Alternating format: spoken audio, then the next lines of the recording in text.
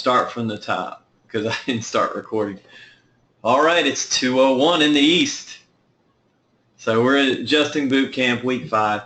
And this week we're going to talk about the videos and the quiz and go through some of that, some of the philosophical stuff that's in there. We had things on fifth element, cumulative constructive survival value, medullary lock, and so forth. So these are really important concepts, and they're important concepts really to get even beyond just, I got the basics of medullary lock or accumulative constructive survival value or what have you. So it's really important to kind of dig deep and then really apply this to our practice. So many people I run into and they say, you know, it's so hard to do the upper cervical from a business standpoint because they have trouble teaching their patients about lifetime care or from the start, or at least, you know, a year care program or something like that long term instead of per visit.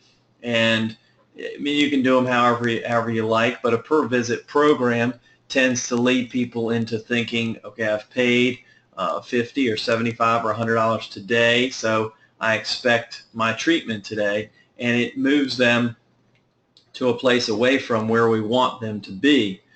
So it's really critical for us to teach them about healing, about the brainstem, the autonomic nerve system, how the body heals itself, and that what they're going through is a healing process. And it happens, you know, all of us, that's a big struggle because people are coming from a treatment model. Really, whatever they're coming from, even when they're coming from a naturopathic, and they're, oh, I like all natural things, and I go to acupuncture, and I've been to a naturopath, and these different things, they still have, there we go, they still have a treatment mentality where maybe they're applying some type of natural substance or herb or whatever to their symptom.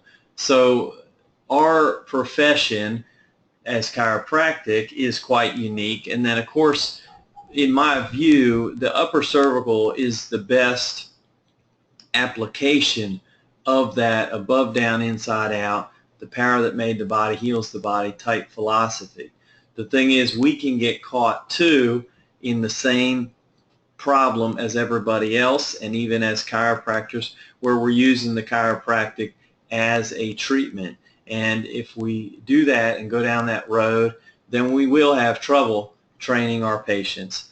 I just had a lady, and she's been coming for a month, and she has only had one adjustment, and she's doing some better, but she just, last visit, she said, I don't get why I'm paying for adjustments and you've only adjusted me one time. Well, of course, that question says that I haven't trained her properly in the first month as of yet. So I had to, you know, sit down and talk, and I said, I need to know from here going forward, because we need to be on the same page.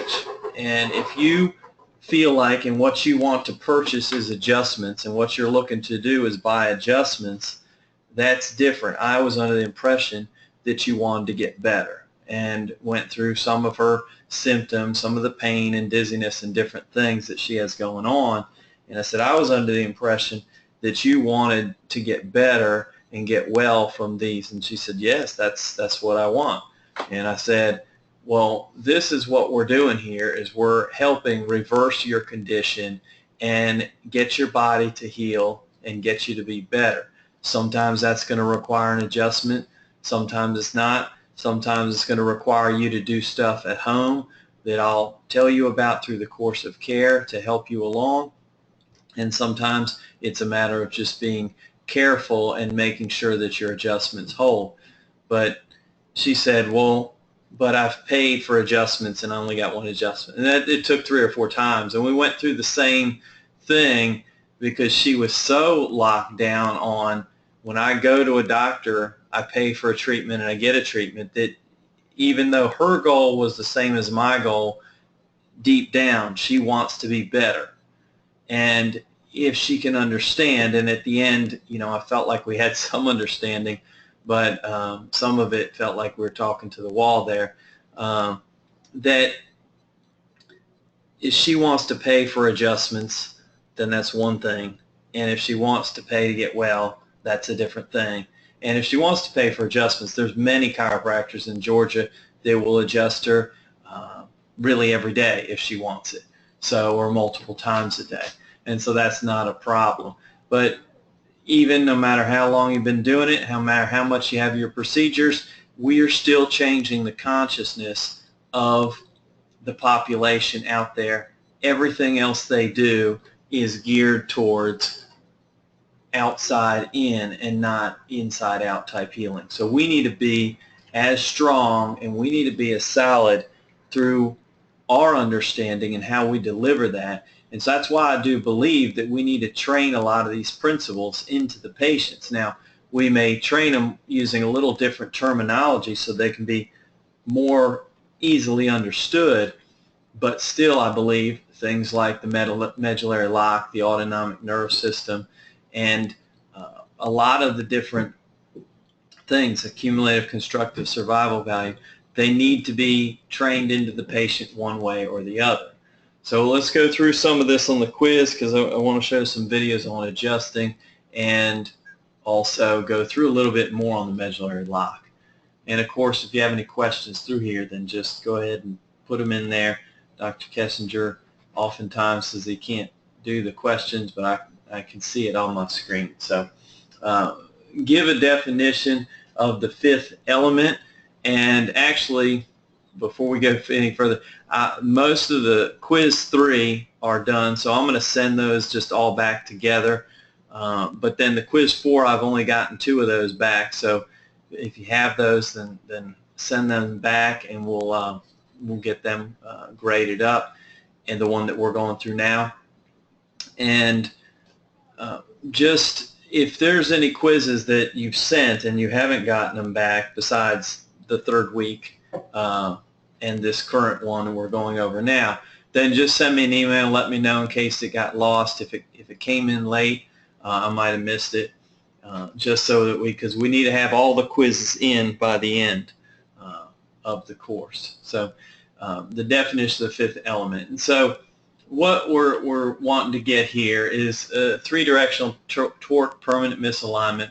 The subluxation, we went through this earlier webinar, causes dis-ease, and that dis-ease left unchecked for a significant period of time is going to lead to specific disease processes. And so in order for a subluxation to manifest itself into a sick condition, then time is the element. So B.J. Palmer had the first 4 elements of the subluxation: misalignment, occlusion, pressure, interference, and then he added this third directional torque permanent misalignment. Now this is really why there can't actually be a subluxation below C2, because you can't have 3-directional torque. And we talked about it a little bit on the Facebook page, and if people are still unsure of that, then just you can put it back up on there, or just message me individually. But when you have like T7 and T8, those are interlocked on each other, and so if T7 moves and rotates, and it might move left or right, and it might move posterior and left or right, but it's going T7, T6, T5, and T9, T10, T11. They're all moving, so you're not having one bone with the bone above and below moving and misaligning independent on its own. And because there's no bony locks holding besides maybe the dens, and that really is not going to be a lock because behind it there's nothing holding C2, then the atlas is able to subluxate. And of course C2, because there's no bony locks behind it, then it can, not as frequently, move anterior, but very easily move posterior. But of course that is not as likely a subluxation as the atlas subluxation. How does the fifth element relate to accumulative constructive survival value? So we have that subluxation at the atlas and or axis, but because it's 3-directional torque permanent misalignment, what we have is essentially this is going to stay out of position until some force unlocks that. So it's kind of like if you dislocate your arm, then that's really not coming back in position just through time and rest. It needs some type of set. Now sometimes a person could just fall again, or something could happen and it might get back into position, and that's happened with subluxation as well too. And that's why we can get away with potentially adjusting on the wrong side or in any type of fashion, and you can potentially, innate can set that, and it can come back just by any force at all. But what BJ was saying is when the fifth element was applied, then the vertebrae was in a semi-permanent situation. And we've seen this a lot with the nerve reading instrument, where maybe I've checked somebody, gotten pattern, for some reason they didn't want to get adjusted or couldn't get adjusted on that day, and then many months or even years later they came back and we took another reading and it was exactly the same. And so what's happened is they've been subluxated this 3 months, 6 months, 3 years, whatever it was between that time, the entire time there. And that's what usually happens, and this is what takes dis-ease into disease. And so what B.J. Palmer said was the rest below C2 were really adaptations, compensations to what was going on at that upper cervical area. So if the axis starts to rotate to the right, and C3 is going to go right, and you're going to have adaptive compensations. And so those aren't the cause. Those misalignments sometimes, B.J. Palmer would say, could correct themselves. But of course, if the atlas stays subluxated and their compensations, they won't correct either until the atlas and or axis is corrected. So that's why to get the subluxation, get the spine corrected, get the person healing right, what we're talking about is removing pressure from that brainstem area and then allowing the body to heal. And this is what we do in the upper cervical work. So it's not really necessarily being against adjusting an L5 or an S1 or a T12 or whatever it is, but it's just a compensation. It's not actually the cause of the problem. And so if someone wants to do that in their practice, then there's no condemnation from here. It's just what we found through the course of years. If you do the work right, you really don't need to adjust those other areas or make any types of corrections or manipulations to those areas. But what happens is you can actually set the case back and make it take longer to actually get and achieve a correction. To me, one of the bigger problems really is that the person will philosophically, you will bump them off track because it hurts on their L5, but their atlas is centered, so you go ahead and do that, or S1 or T12 or whatever it is.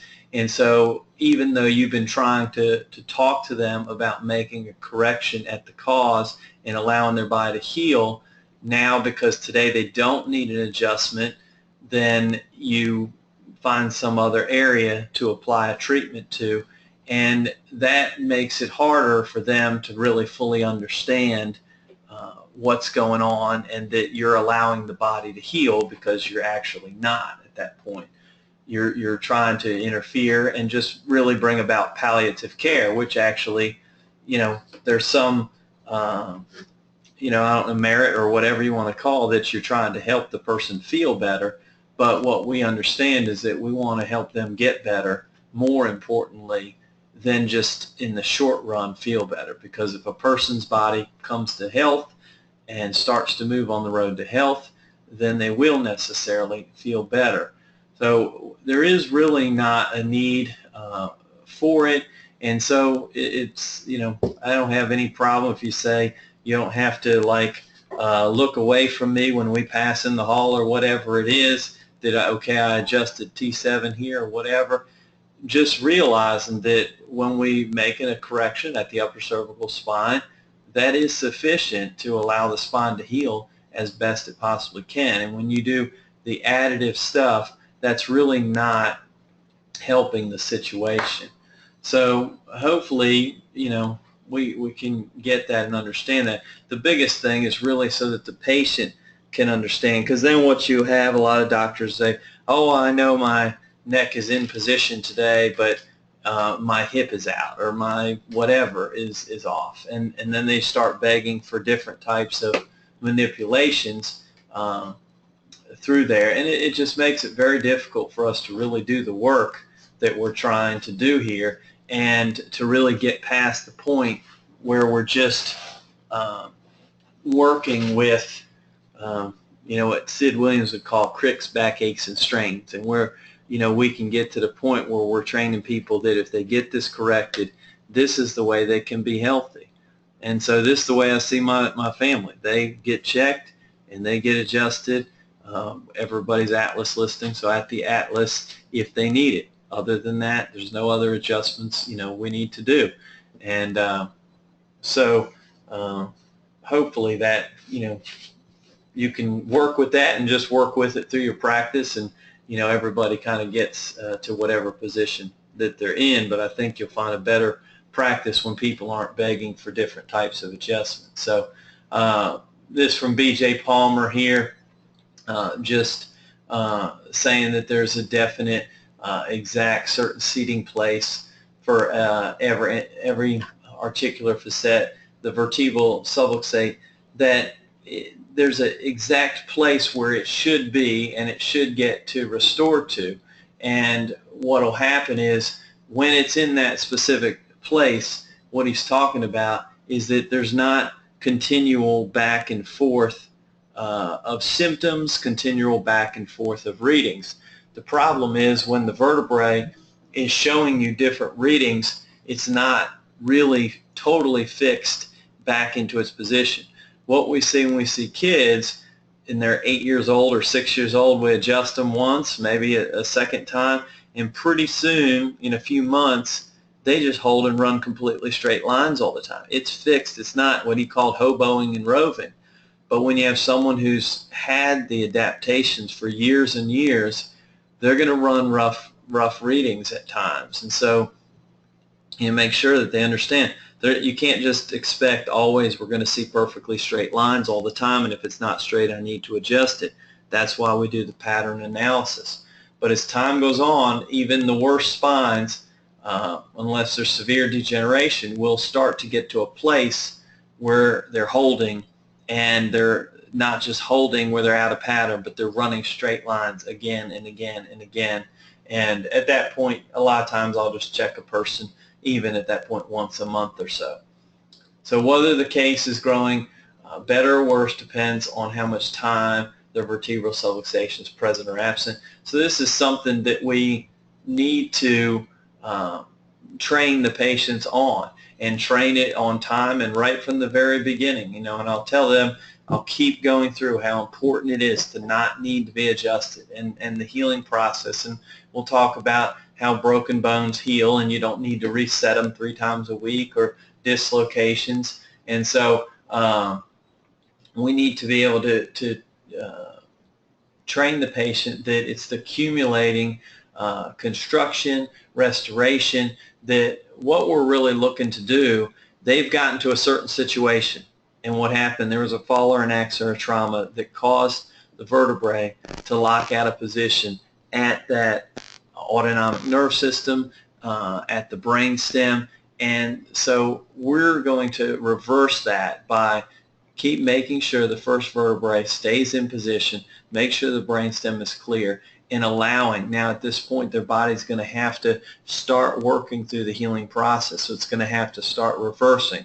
We'll talk about retracing a lot of times at that point, and we'll talk about them, feeling different symptoms just that are their body working through healing, and that it's important not to interfere while the body is running through its healing process. And even as they get to the point where they're really having no more symptoms and they feel great, things are going well, that they still need to make sure that they're staying, that the readings are running clear. We need to start seeing straight lines. Oftentimes when we see very rough readings, but they're never in pattern, but it's just rough readings all the time, and their spine looks pretty good on the x-ray, the problem is diet and lifestyle. They're eating foods that are very hard on their body and causing stress. They're living in a stressful environment. They're ingesting maybe they're not doing pharmaceuticals now because they've been with you, but the other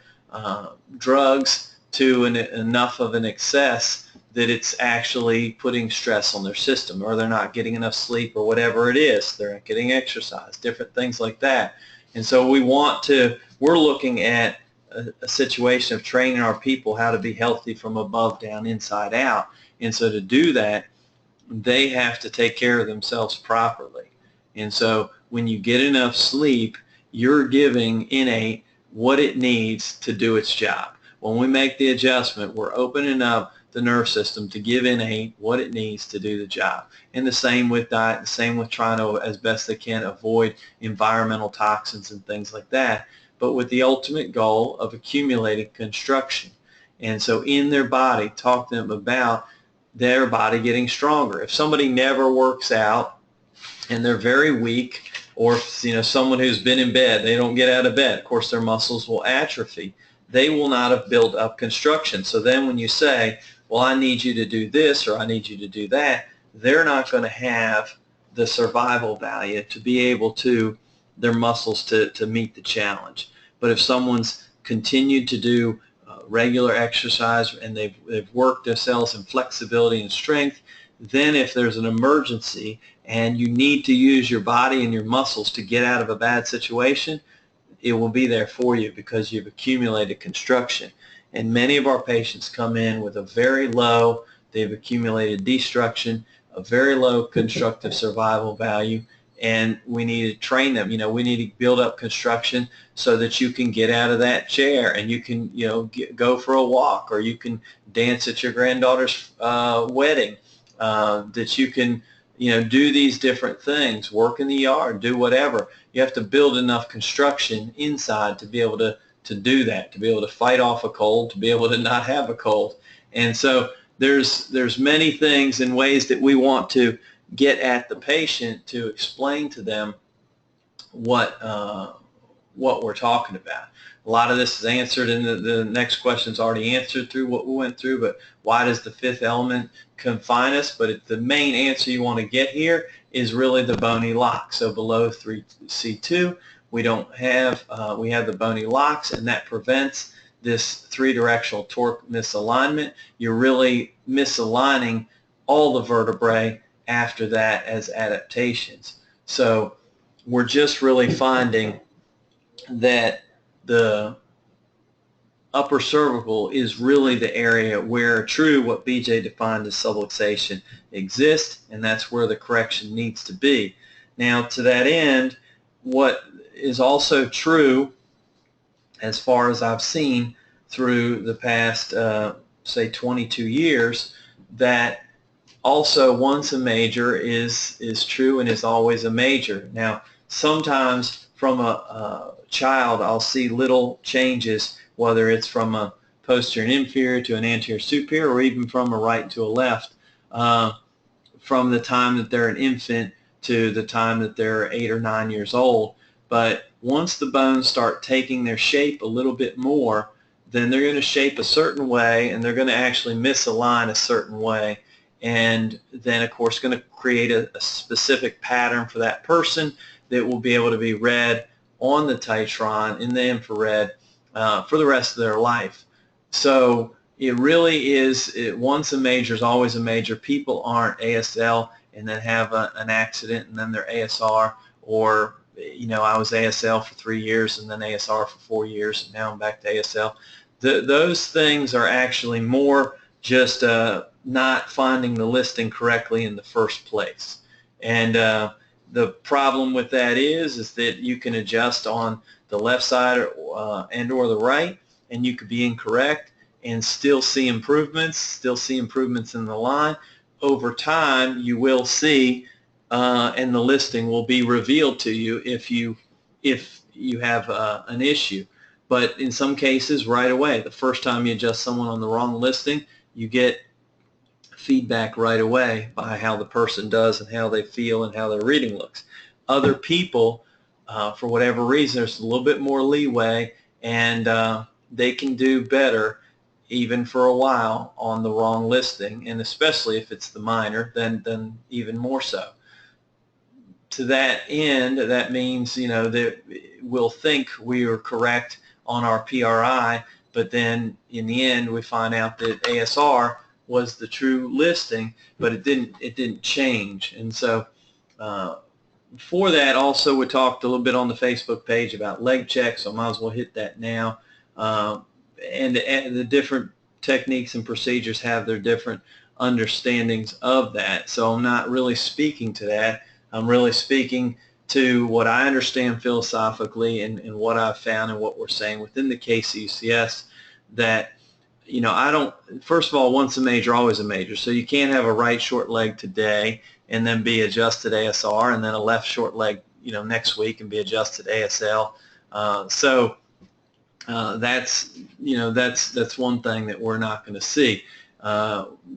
So we're not moving around just with the changed leg check. But even if somebody is consistently a right leg check, now you can only be right short or left short, and with reference to Atlas, you can only be right laterality or left laterality. So there is a limited number, really, essentially, of combinations in that, and so many people are going to hit with that, where they got a right short leg and they're an ASR or whatever, or PIR, but unless it's really 100%, then it really just becomes guesswork, especially when you're dealing with 50-50, just right or left or right or left. So personally, I wouldn't try and use that at all. I wouldn't really see a right short leg and then even lean my understanding. Or if I was in question on the films, I wouldn't just go to the right because it was a right short leg. I wouldn't even use that as something to carry me over to the next, and I wouldn't really use palpation. Personally, what I would do is I would take more views, try and get a better view, and maybe put it up, if you've been in the X-ray boot camp, throw it up on there, get 6 or 8 or 10 eyes on it to give, because when you get other upper cervical doctors, pretty soon someone's going to be able to see it, and you'll be able to see the listing in there, and or try and get the cone beam or something where you can get a better view. But I would rather see that on the image and know for sure than to try and guess by a short leg. The medullary lock, this was brought forth by the KCUCS. Most of you know about this, but and it has evolved through the years. And so there's a number of anatomical parts that have been discovered to do different things concerning the brain stem and the dura and the upper cervical spine. And so what we did in noting that through the literature is we're realizing that it's actually like a protective mechanism for that brain stem that's unique to the upper cervical area. And so this is why we've called this the medullary lock, and this is just something that we've really, that's not out there, where it's not put in any literature that this is one mechanism, but we believe these things are working together to hold the medulla, the brainstem, in its position. So the innate mechanism that secures the medulla in the center of both the foramen magnum and the upper cervical neural canal. So what we're saying there is that inside the vertebrae, C1 and C2 in the atlas, and we know that when a person leans forward and leans backwards and bends their head forward and backwards, the lower cord will come up and down with that, and there's movement where the cord will move up and down inside the vertebrae.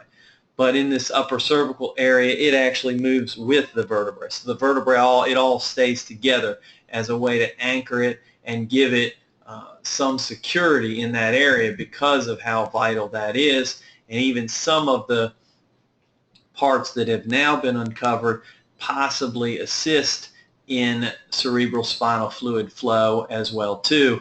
And we know that part of what we're talking about really with the upper cervical subluxation is the interference to obviously the nerve flow, the blood flow, and the cerebral spinal fluid flow. And the ligaments that have been currently uncovered, they believe, now of course this is very, very recent, I think 2014 is when they found the last two that we have added to the medullary lock, and they're still studying it. And actually, go through today, we have a paper that was just published May 25th of this year. So that's like last week, I guess, and has a little bit of new information on it. So we'll get there in just a minute. But how many known components are there to the medullary lock, and name them? Now, when we first found this, what we found was really that there was 4 external components and 1 internal to the dura, which was the dentate ligament, that we had known and that we could find at that time, and that was back, in and around 2001 or 2002. But in the coming years, more has come to light, and so currently we are looking at 9 components. 8 are external to the dura mater, and 1 internal, being the dentate ligament. So the 8 externals, what these are, and these first 2 is what we talked about in the very beginning when we found it: dural attachments to the foramen magnum and dural attachments to the posterior arch of C1 and C2.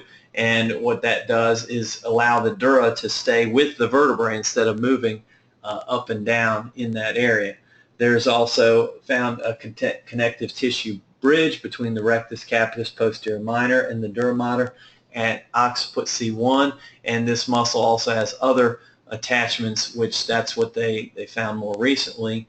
And then a connective tissue bridge between the rectus capitis posterior major and the dura mater at C1 and C2, dural attachments to the ligamentum flavum. This probably has the least amount of, and this actually goes down further into the spine, but the least amount of play in this whole mechanism, but it still has part. The obliquus capitis inferior attachment to the dura mater in C1 and C2, and then the 2 most recent is called the vertebrodural ligament and to be named ligament.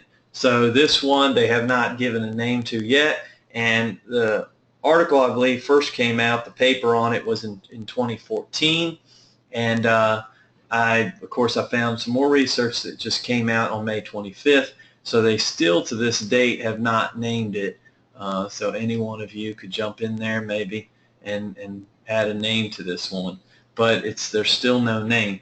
So let me go through some of this. I'm going to first just the other questions pertaining to this, but name the component that assists in protection of the brainstem in extension and hyperextension, and of course the last 2 do as well, the vertebrodural ligament and the ligament to be named later, because as you'll see it attaches to this rectus capitis posterior minor. But what they found, it was Hack et al., and the muscle there had this bridge that actually attached to the dura, and this would apply pressure there to tension, so that when the neck was in, this is more extension than hyperextension, but it would apply tension to not allow any disruption to that upper cervical area in the brainstem.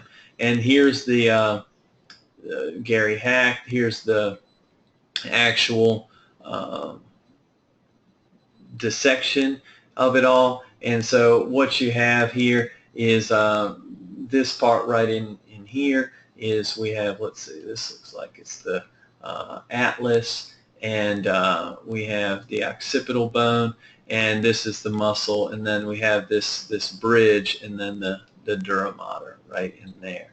And so we have these connections, and this is what's part of trying to hold things in position. Now this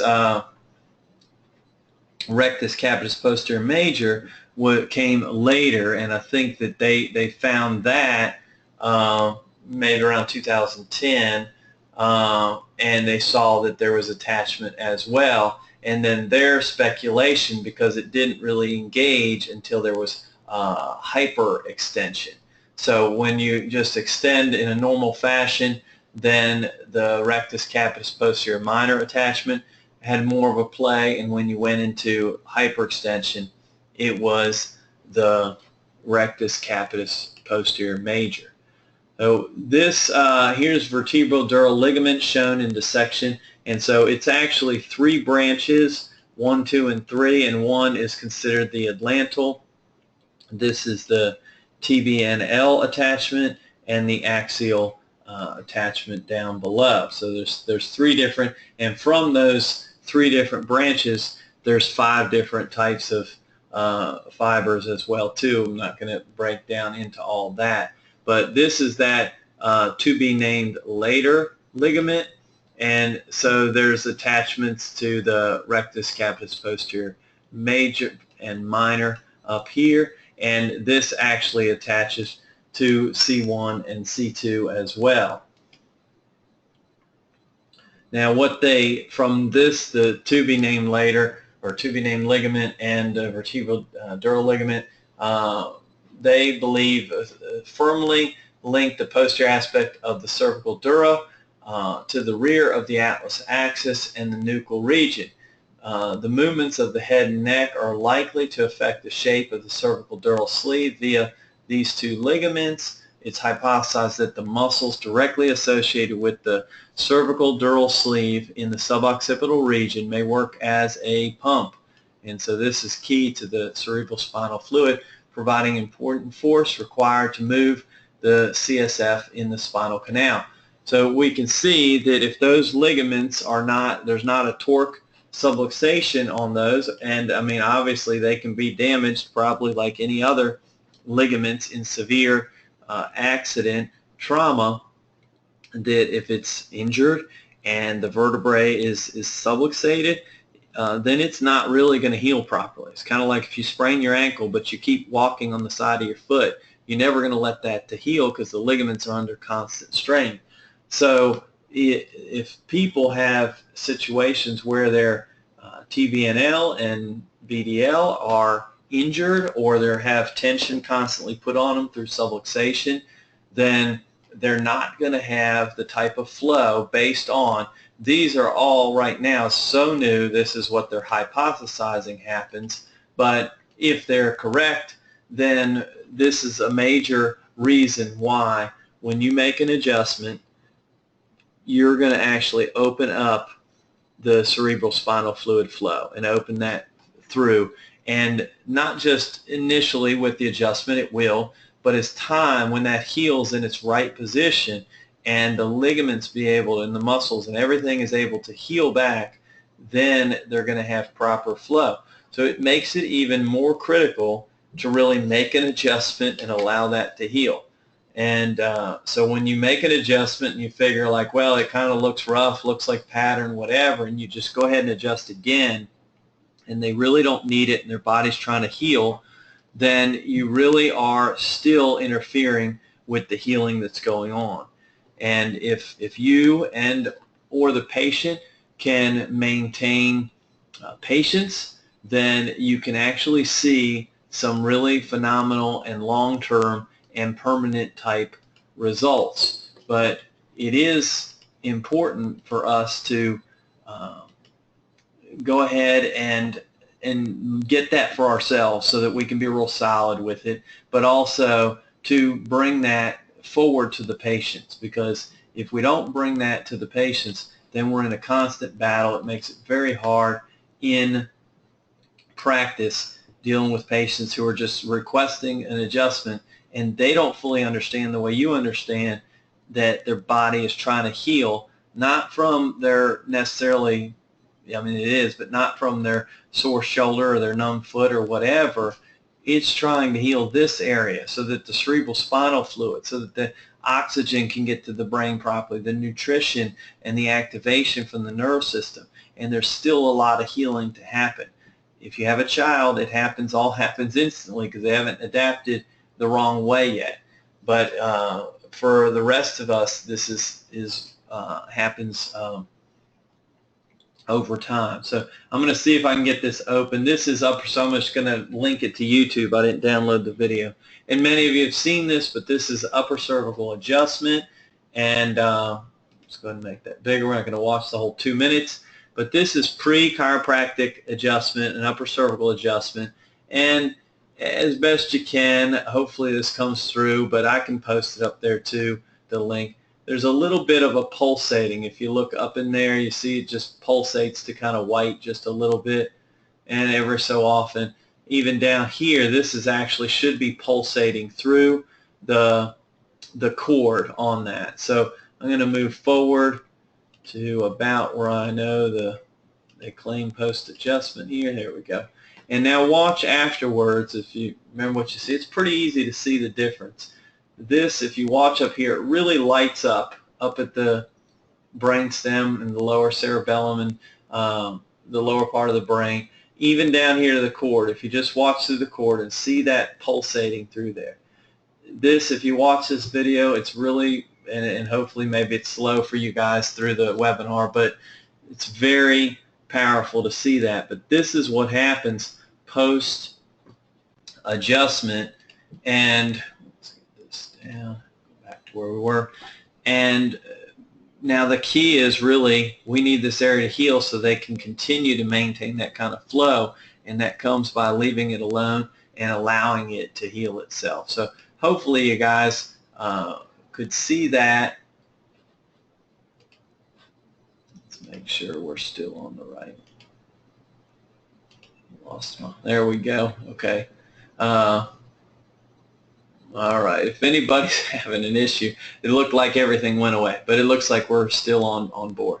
So if there's any issue, then just, well, if you're not there, you can't raise your hand, but it looks like everybody's still attached. So this is the current one, published May 25th, 2017. The second terminations of the suboccipital muscles, an assistant pivot for the to-be-named ligament. So I don't really, looking at this, I mean, I think it shows it's a little more extensive than they first thought, but I don't know really what it all tells us so much at this point, but it is something you can read through there. And so one of the things they found, there were radiating fibers, and there's also arcuate fibers in this to-be-named ligament, and these arcuate fibers even attach down a little bit to C3 and C4, but also what they found is 95% there were secondary attachments that attached to other muscles up here. So the muscles of the rectus capitis posterior minor and major, they only found 5% of the fibers of the to-be-named ligament attached to other surrounding muscles, but 95% of the arcuate fibers did. So I don't know if I had, I don't have anything else on that here, but so they were just saying that it wasn't just this direct attachment, but that there were actually some secondary attachments that branched off, especially the arcuate fibers. So something new, but looking at May 25th, 2017, and this is actually the, and I can put that on there on the Facebook page too, the link to where the journal is that you can look at. It's just more in depth. They're still researching it. They're still looking at it. It's what Daniel Murphy had to say. The apparent function of attachment of the suboccipital muscles is to prevent the dura from being mechanically irritated, injured, or inflamed during spinal motions. And so this as well, we're in agreement. This is what we're saying. We're saying that this is really like one workable mechanism.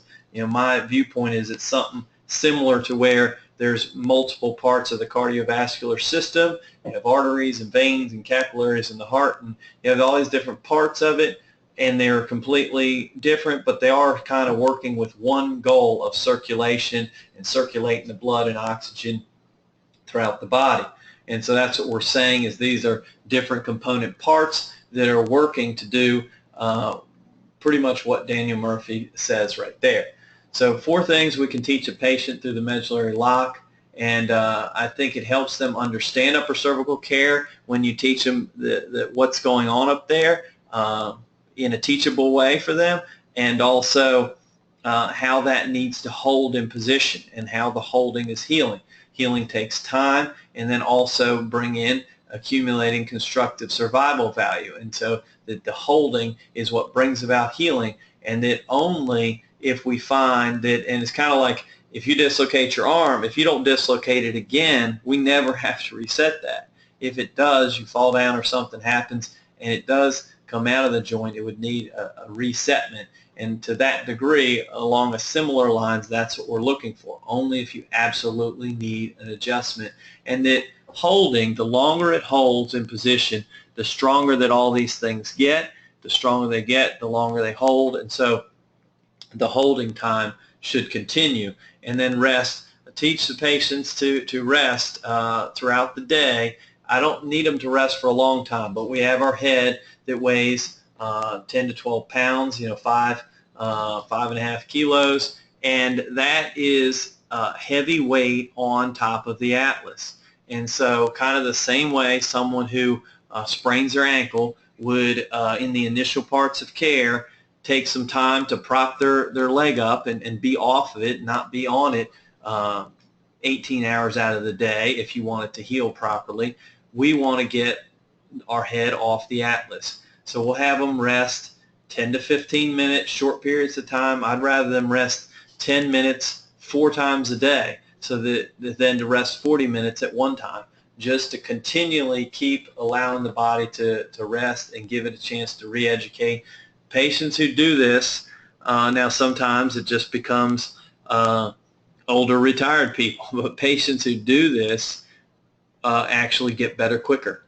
And so it is important to do that. And then make sure that they understand that they play a pivotal role, that this isn't just you doing something to them to heal them, that you're doing something that you've trained for many years.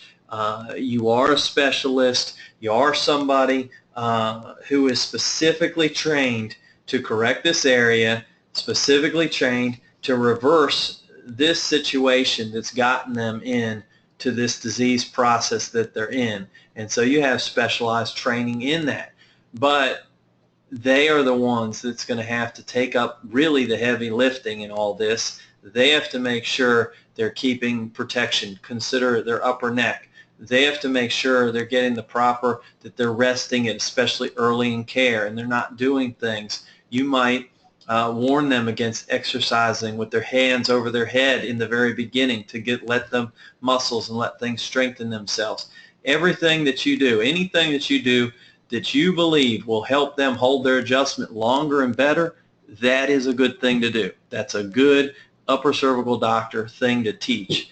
So now you may be right or you may be wrong, but if you believe that getting rest periods during the day or sleeping 6 to 8 hours or whatever it is going to help them hold their adjustment better, this is what's going to help you and them do your upper cervical work. If you believe that eating a better diet is going to help them out, then it's not to help necessarily eat more garlic to avoid this disease, but really to eat so that innate can use that, eat healthy foods that innate can use, and that you can take stress off the system and allow the body to heal, because the longer they hold that adjustment, the better they'll do. And them understanding that this upper cervical is the fuse box. It's the main thing running the show, but you can't just, I'm just going to only think about that, and I'm not going to take care of any other part of my body. I'm not going to drink any water. I'm not going to rest. I'm not going to do anything proper.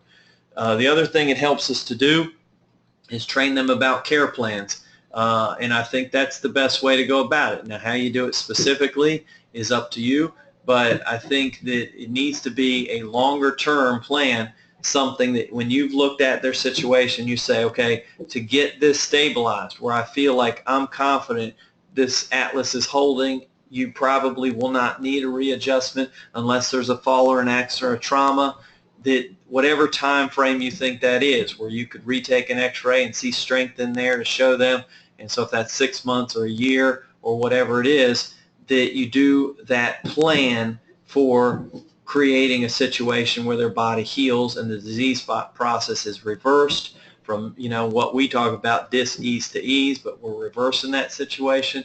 And then a wellness, however you want to term that, but where you're making sure that it's corrected. And so that initial plan, if it's just like we're just doing visit to visit, very hard to train them that you're trying to correct a situation that will take time when you're just doing a few visits or you're doing it per visit. So I would consider trying to do some type of care plan. From a scientific and even neurologic standpoint, why is it so vital to have children checked early and regular? I mean, it's very, very obvious, but one of the things that we see is that everything is grown, and we just pulled this one thing out with the neurons being added every minute during the growth process, but that all of it is not. That's why we say with the bones, the bones aren't fully formed at this point in time. The bone strength, the end plates, the growth plates are not going to fuse for quite a while. The immune system is not going to be developed for quite a while. The nerve system, all their systems are being developed. Everything is not completely 100% developed, obviously, as you're born. So in those coming years, it's critical that the autonomic that runs your automatic functions, that's going to be getting messages for your heart to develop and your lungs to develop and all that it's going to develop properly. So there's one thing we have here, that if you cover the eye shortly after birth for several weeks, it can lead to blindness in that eye. The eye of an adult can be covered for a full year without this phenomenon occurring due to the rapid growth of the systems, of course, all the systems. That children, it's imperative that they remain clear, because just in seeing this, a little bit of harm when they're so young can set things off for the rest of their life. Whereas, adult has a little bit more leeway as things are mature. Now, they also don't heal as fast. So when you get a child corrected, they heal a lot quicker. So that's a big benefit. So when a child of 3 or 4 years is laying prone on the knee chest, where should the doctor be? And basically, we want you really kind of right behind, but opposite side listing, the knee placed towards the most inferior portion of the headpiece or between their legs. We really want to be not to their side, because you're out of position at that point. And let me go forward a couple more, because I have Dr. Kessinger doing that. And so I want to go to this video here, and we've seen this because we've done this, but I slowed it down also. But see where he's standing at right here. His leg is back, and he's really right behind, so that he can, really get this downward spiraling arc right through there. And so if you're standing out over here, you're really out of position. You want to be right behind. So let's carry forward. And one of the things I want to show you is that, let me go back, is that when he makes this adjustment, and we're doing it in slow motion, right now he's tightening stuff, he sets down right here. So back up just a second and just watch him set down. And now, sorry about that, not click off of the thing. So what he's doing, there's a contraction happening here, and then it shifts your body. But what I see a lot of times people doing is shifting just their weight, and it kind of shifts them up and down just like that. And so just kind of watch, he contracts, and the weight is going to shift from the back foot to the right kind of, but more just from the body. And so he contracts, and then if you see that downward spiraling arc. And that's what we're talking about. This isn't just something, the way to say correct, but it comes just like that. And that's what we're looking for. So, you guys have this, and I'm going to put that on there. But that downward spiraling arc is a key. So let me, I got one video to show on adjusting. So let's just quickly go through these last here. Briefly, how you might talk to the parent about the adjustment. And some of the things we want, explain the importance, obviously, of it. The immune system development, like we just talked about. Explain that there's a healing time. And here's some just general things that people put in there. But just so they know that even when the child has no symptoms to start with, or they just had an ear infection or whatever, that there's healing time that has to take place. The child might cry, say 5 to 20 seconds. Usually it's like maybe 5. So if they hear that noise, if you tell them up front, they might cry for a brief second.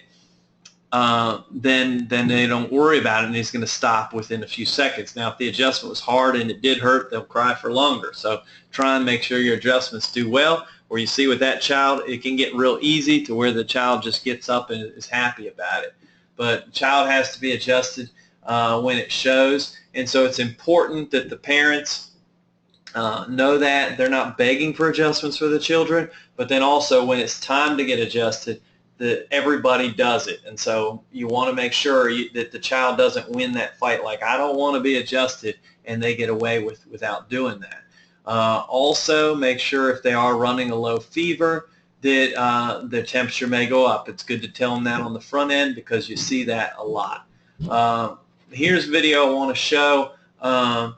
This is some of the adjustments that I've made, and we'll just kind of go through this here. So let's see if we can. And we can see some of the stuff I do right and wrong. Some of these you can only just see my hands. So, but you know, the roll in, I'm okay with that. And then if you see right before there's that set down, we're going to do a little slow, but just watch right here, and you can see, and as soon as it gets set down, the adjustment has to come right at set down, bump has to come right after that. And so that is a critical part, that we're not taking too much time to do that. This next one here, we get maybe a little bit more where we can see the tissue pull and then the roll in.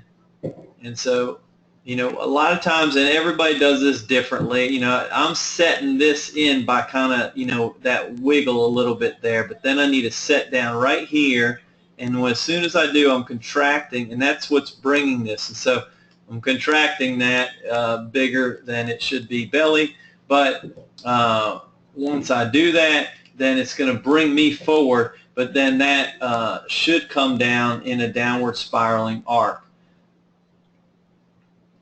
And so we want to do that more than the up the table.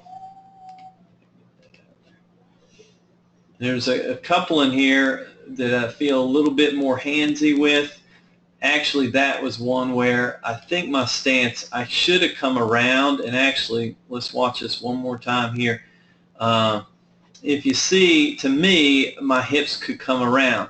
Well, if you just watch right before the adjustment, and we can see this a little bit better in slow-mo, and we got just a couple minutes here, and I'll finish up for us, but I actually torque it this way, and the reason it's not a good thing, the reason I did that is because I wasn't standing in the right exact place to start with. So just see if you can see that, see even how my hands go, but I try and bring my body around now, but it's too late. It should have already been around. Now the set down and the thrust was good, and so that can make up for, you know, stuff, and that's why a lot of times, I think this is the one I was least happy about. So a lot of times when we talk about this and I say, well, you move your back foot up or turn your hips or whatever, you know, this isn't saying these are bad adjustments when you're doing them online, but because I mean, that I'll have to check later and see if it was a good adjustment, but it felt good, it set good.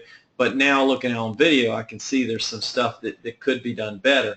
And so the way some of those first ones were is a little bit better how I want that. Make sure their knees are back for sure. It should be flat up underneath there. I'm okay with 2. We talked a little bit about if the person's higher, not putting them way high up just to pull them down, but if they are, when you set that down, that'll take care of it. But if they start out low, you got nowhere to go. So that's really, I think, what that is about, you know, when we're talking about it. So here's the problem with this is it's too handsy, and so this one, for some reason, I think the set down was okay, but you can really see I thrust, but then my arms actually give this extra thrust that I really don't like there. I think my stance was better here. My hips were around, and I like that. I set down, but yeah, it just too much in the arms, and you can see that. And so I knew there was a reason I really didn't like that one as much, but you know, it happens. You gotta. So this I like. I'm close to the patient. I'm up and down.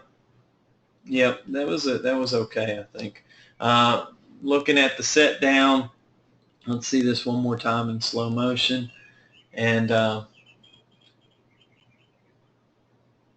And the key, just that sets the atlas, and then it's set down. And so right before I go there, see if we can, one last time here. If you watch, just see there's some gentle pressure that comes down. And when I wiggle back and forth a little bit, it's kind of firming it up on the atlas. None of that should take a lot of time because the patient will start to get tense with it. And then I'm just pressing to traction that down, and then the thrust comes right after that. Yep. You're set down, and even that, I'm not as unhappy. In slow motion, they all look a little armsy, but that one did just a little bit compared to the other one. So I appreciate everybody, and let me see if there's any questions. Definitely following one course until successful. That's the definition there of focus. And there's a guy that was very focused, and I'm seeing, and I don't see any questions, but if someone has, then Dr. Luca told me he had to leave, and that was his one question, but that's kind of more of a statement. So if there's any question, go ahead and put it up, but this is what happens. We get success when we just focus. And so I want to thank you all for all the work and dedication, and just say keep on keeping on, and we'll be posting this webinar later and the new videos for the next week. Take care.